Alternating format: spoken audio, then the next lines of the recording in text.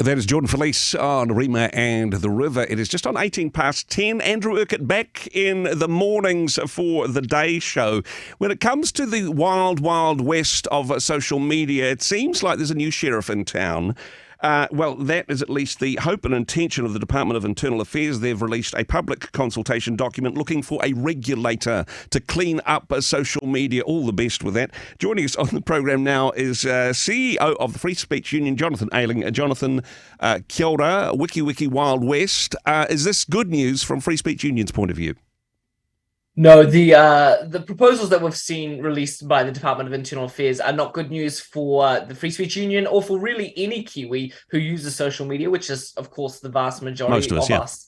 I disagree with the characterization as this being the Wild Wild West. We already have considerable regulation in place. The Harmful Digital Communications Act arguably already goes too far into quite subjective areas around what is acceptable content online. And look, I'm not going to say we're doing a great job there already, but the answer, I don't think, is a regulatory one. We're going to see a new censorship regime emerge for what the Department of Internal Affairs is saying for a modern age, and yet I don't think they have the basics right. And so what we'll see this used is weaponized to silence perspectives and opinions that some people don't like, and yet actually not reduce any of the true harm that is occurring, especially to young people in this space.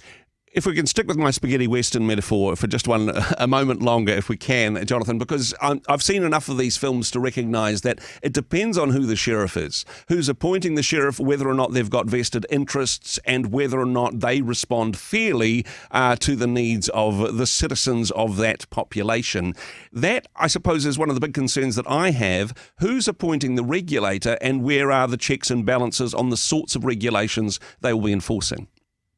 Well, the Department of Internal Affairs is currently running a public consultation on these proposals, and what it is suggesting the policy that will be drafted into law. So Parliament will set up the regulator. This will be a super regulator to replace a number of the current bodies that work in the regulatory space. However, the regulator will be the one who drafts codes of conduct across these different sectors to regulate the content that is allowed. And so even email lists, the Free Speech Union has over 90,000 subscribed supporters around the country. We will be regulated by a super regulator telling us what we can say in our emails to our members and supporters because our list is larger than 25,000, which is the threshold. So Parliament will set up the regulator, but there will actually be no input from Parliament or from everyday citizens into what these codes of conduct look like. It'll be industry that writes it, which, as you say, vested interests apply here, and that's problematic. In terms of who the regulator is, all of us have an ideology. That's why we need free speech, right? So that we can balance each other out in terms of the views and opinions that we hold strongly. However, a regulator will have an ideology, whether or not they claim to be non-biased. That's going to come through in the sorts of decisions that they'll be making, who's in and who's out in social media.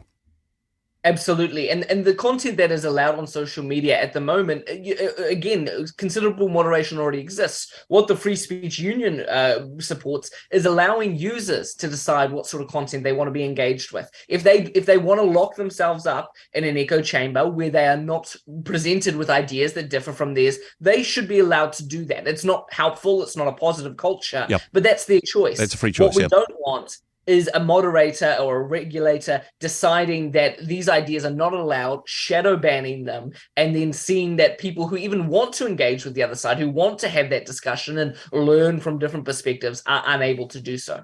Now, this is a public consultation document. That's in the spirit of free speech, isn't it? Surely we all get to have our say, or is there... what's your instincts on this? The regulator, is that likely to represent a certain point of view? Do you have an inkling in which way the government is likely to nudge on this particular topic? Without a doubt. We see a number of... These are hate speech laws for the internet. Okay. That's what they. And in fact, my team have said that, or members of my team have noted that they're more concerned about these proposals than the hate speech laws, which were released about 2 years ago, because of the way communication is so concentrated online nowadays, and the fact that this regulator will not remove content. They will simply enforce algorithms that mean you can post what you like and no one else can see it. Yeah, you're yelling in the dark, much like radio. So what this means is people will still have the feeling like they're engaging with it, but it's actually quite duplicitous because they're not able to participate in that marketplace of ideas. So absolutely, for better or worse, the usual suspects very much apply here around what sort of ideas and what sort of speech would not be accepted. And we can refer to the Online Safety and Harm Code, which was implemented at the beginning of last year, which was a voluntary code that the major social media platforms, Google and Meta, signed up for. We can look at that as an indication of what sort of content would be allowed. And what it does is it makes illegal or prohibited some forms of speech online that in everyday life would be perfectly acceptable. And so it again separates into this duality, real life and online speech, where we actually should have a consistency between those two so that these conversations can flow. And as a society, we can remain relatively cohesive. Into the metaverse, as it were. Now, I know you guys will be having being involved in the public consultation. That's what you do at Free Speech Union. For people listening to this at the moment, can they exercise their democratic right? Can they have a say in this consultation process as well? What's the best way to do that?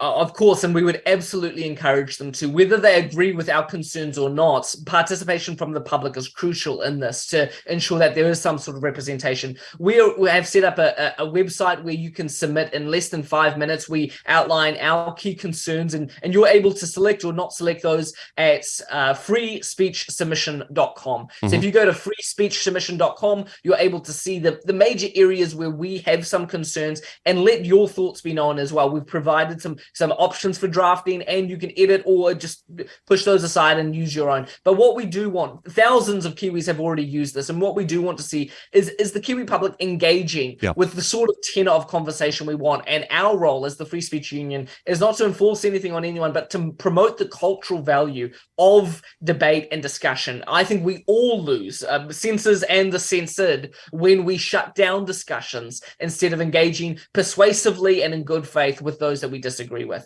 I think we hear narratives around hate on both sides. And in reality, I think when you actually stop and listen to people and hear their concerns, sure, there's a lot of disagreement out there. I think there is less hate than what we might often assume, though. And so we want people to engage in this, and for DIA to pull their head in to say, actually, free speech should remain free online. This is a censor's greatest dream at the moment, and we need more democratic accountability to make sure that the Kiwi public is brought along with the sort of content that we do engage with online. Now, this is a little bit like a hate speech whack-a-mole at the moment, and Free Speech Union very successful at whacking that mole when it came to the first incarnation of hate speech law. We do hope that you'll continue to be successful in this space. Thank you for what you do.